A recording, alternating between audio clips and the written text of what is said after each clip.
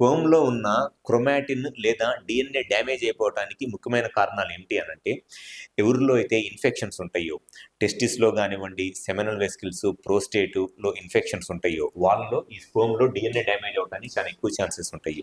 Next వచ్చేసి varicocele. ఎవరిలో అయితే టెస్టిస్‌లో బీర్జాల దగ్గర రక్తనాళాలు ఉబ్బిపోయి వారికోసిల్ ప్రాబ్లమ్ ఉంటదో, వారికోసిల్ ప్రాబ్లమ్ ఉన్న వాళ్ళలో కూడా డీఎన్ఏ ఫ్రాగ్మెంటేషన్ అనేది చాలా ఎక్కువగా ఉంటుంది. అండ్ నెక్స్ట్ రీజన్ వచ్చేసి స్మోకింగ్ ఎక్కువగా సంవత్సరాల తరబడి సిగరెట్లు ఎక్కువ తాగే వాళ్ళలోను, అండ్ హై ఇన్ఫెక్షన్స్ అంటే టెస్టిస్ ఇన్ఫెక్షన్స్ కాదు, రెగ్యులర్ గా థ్రోట్ ఇన్ఫెక్షన్స్ రావటము, లేదా రెగ్యులర్ గా ఫీవర్స్ రావటం, అట్లాంటి ఇన్ఫెక్షన్ ప్రాబ్లం ఉన్న వాళ్ళలో కూడా స్పెర్మ్ డిఎన్ఏ ఫ్రాగ్మెంటేషన్ అనేది జరిగింది. అండ్ కొంతమందిలో టెస్టిస్ అనేది, ఆ టెస్టిస్ దగ్గర ఉన్న స్క్రోటల్ స్కిన్ చాలా టైట్ గా ఉండి, టెస్టిస్ అనేది బాడీ కన్నా ఒక 2 సెంటీమీటర్స్ అట్లీస్ట్ కిందకి ఉండకుండా, ఆల్మోస్ట్ టెస్టిస్ అనేది చాలా హై లెవెల్లో టెస్టిస్ ఉండి టైట్ స్క్రోటల్ స్కిన్ ఉన్న వాళ్ళలో కూడా ఈ స్పెర్మ్ డిఎన్ఏ ఫ్రాగ్మెంటేషన్ అనేది చాలా ఎక్కువగా జరిగింది. ఎవరిలో అయితే కౌంట్ బానే ఉండి, కదలికలు బానే ఉండి పిల్లలకి ఇబ్బంది పడుతున్నారు, క్లినికల్ గా ఎగ్జామినేషన్ చేసుకున్నప్పుడు టెస్టిస్ సైజు ఎలా ఉంది అండ్ టెస్టిస్ సైజ్ తో పాటు చూసుకోవాల్సింది అంటే టెస్టిస్ దగ్గర స్కిన్ థిక్ గాను టైట్ గా ఉందా. ఎందుకంటే thick skin and tight skin testis దగ్గర స్క్రోటల్ స్కిన్ ఉన్నప్పుడు